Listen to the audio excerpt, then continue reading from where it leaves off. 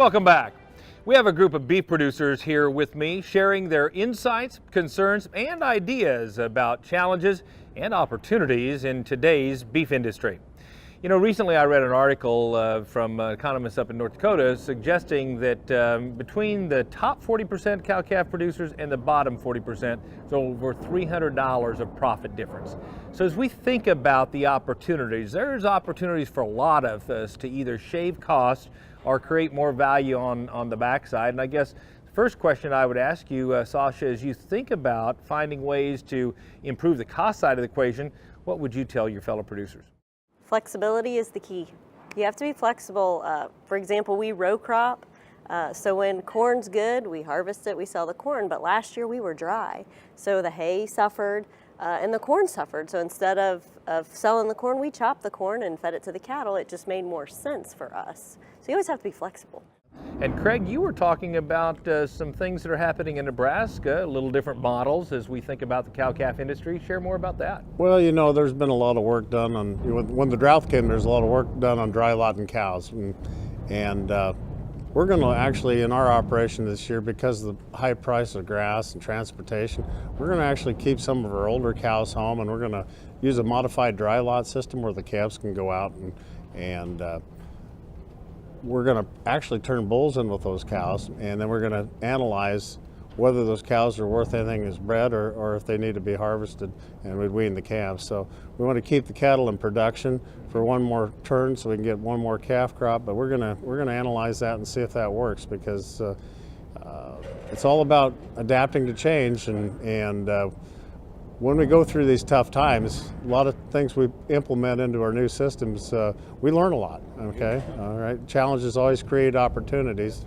They don't always work, but we're gonna give it a try. Yep, and you know, you talk about feed, certainly for all of us in the cattle industry, feed comprises about 2/3 of our costs.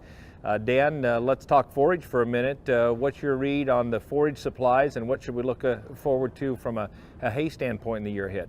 Yeah, I mean, Craig brought up the drought of 2012, and I know drought's something we always deal with, but 2012 seemed like a game changer for many things. I mean, he's talking about different production models based on the drought.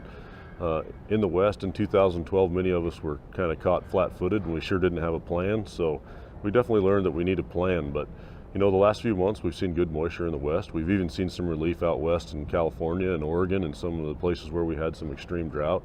So we're in a little different situation than we were here the last couple of years.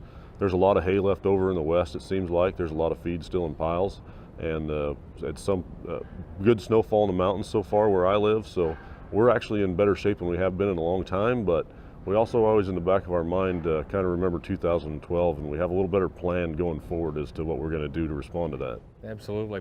Well, costs are one side of the equation. The other side of the equation is what we get for these cattle, and we've talked a little bit about that. But I want to come back to a comment that Sasha made relative to having a plan, right? I mean, this whole process of, hey, we always sell calves the third week of November because that's the way we always do it.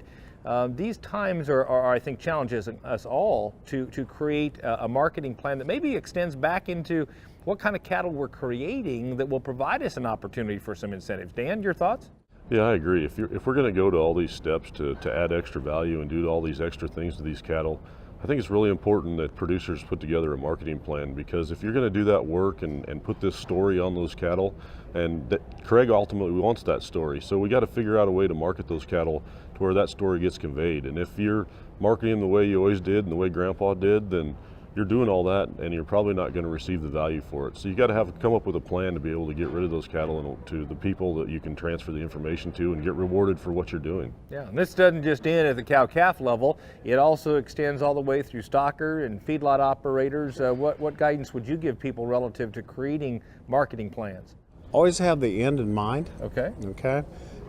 Whether I'm buying cattle or raising cattle, when I'm on my own cow-calf operation, I have the end in mind. I want to know what those cattle are going to weigh, how they're going to grade. Then I'm going to backtrack all the production model back through my cow herd. I do the same thing when I'm buying feeder cattle. I've got a lot of history on a lot of the cattle I buy. I try to buy virtually 60, 70, 80% of the cattle year in, year out, because I have a history on those cattle. I know what they're going to perform, but that's the end point. Then I work back to the producer and I ask him different questions. How was your calving? Did you have a good calving year? have any issues when they were on the mama? How did the weaning go? Stuff like this.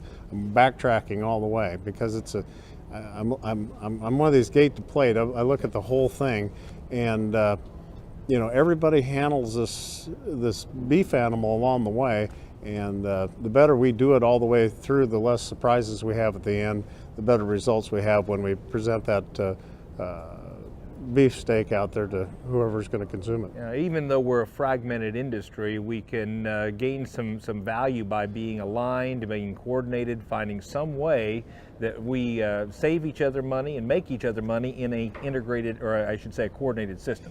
And I think you brought up that point. There's a lot to be captured, and the more we communicate, the less of that money gets away from us, and we as producers capture a lot more of that if we just communicate up and down the chain. Great advice. Thank you guys for that additional insight.